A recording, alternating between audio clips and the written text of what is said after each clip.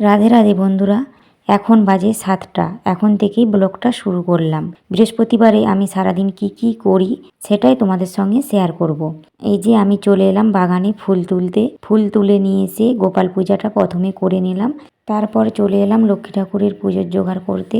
একটা নিজে হাতে মালা গেঁথে নিলাম। গাঁথার পরে ধুনোটা গুঁড়ো করে সব কিছু ঠিকঠাক করে গুছিয়ে রেখে দিলাম।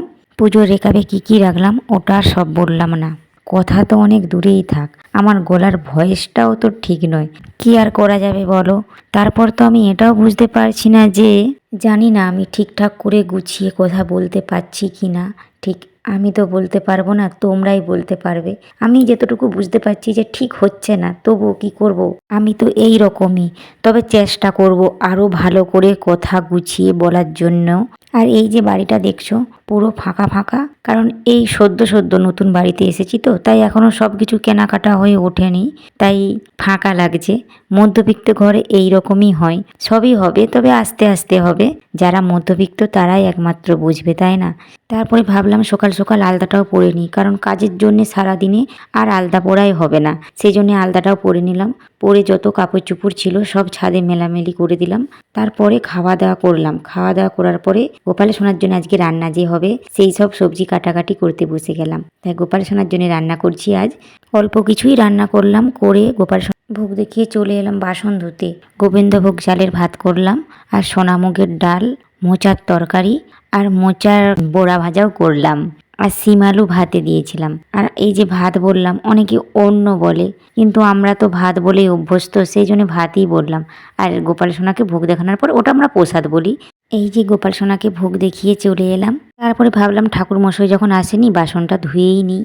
আর আমাদের যেখানে বাসন ধোয়া হয় সেখানে আমার গোপাল সোনার কোনো বাসনই ধোয়া হয় না।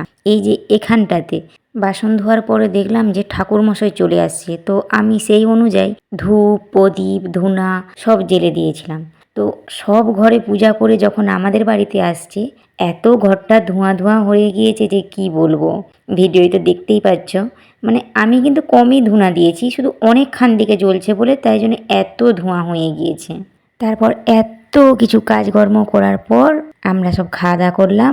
খাওয়া দাওয়া করে এঁটো বাসন সব ধুয়ে নিলাম। ধুয়েওয়ার পরে নিজেরও কাপড় গা হাত সব ধুয়ে কাপড় ছেড়ে চলে আসলাম পিঠে করার জন্য। আজ গোপাল সোনাকেও পিঠে ভোগ দেখানো হবে। আর পিঠে হচ্ছে নারকেলের পিঠে, বাঁধাকপির পিঠে, তারপরে হচ্ছে মোচার পিঠে। তাই তাড়াতাড়ি বসে পড়লাম বিকেল দিকেই।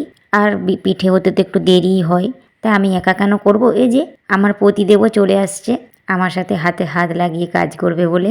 তারপরেও তো সন্ধ্যায় হয়ে গেল, তো পিঠের কাজটা বন্ধ রেখে সন্ধ্যা দেখিয়ে তারপর আবার চলে এলাম পিঠের কাজ করতে। এই যে গোপালের আগে করে নিলাম গোবিন্দভোগ চালের পিঠে, কারণ ওটা সিদ্ধ চাল লাগানো যাবে না, সেই জন্য আবার আমাদেরটা পিঠেটা করতে করতে গোপাল সোনাকে ভোগ লাগানোর সময় হয়ে গিয়েছে, তাই গোপাল সোনাকে ভোগ লাগিয়ে দিলাম। ভোগ লাগিয়ে দেওয়ার পর তারপরে আমাদেরও হয়ে গিয়েছিল। আমাদের সব পিঠে করে নেওয়ার পর সব ওখানটাতে ভালো করে পরিষ্কার করে নিলাম। তারপরে আমরাও খাওয়া দাওয়া করে নিলাম। আর এই ব্লকের মধ্যে যদি আমি কিছু ভুল বলে থাকি, নিজের পরিবারের একজন মনে করে আমাকে সেটা ধরিয়ে দিও কমেন্ট করে।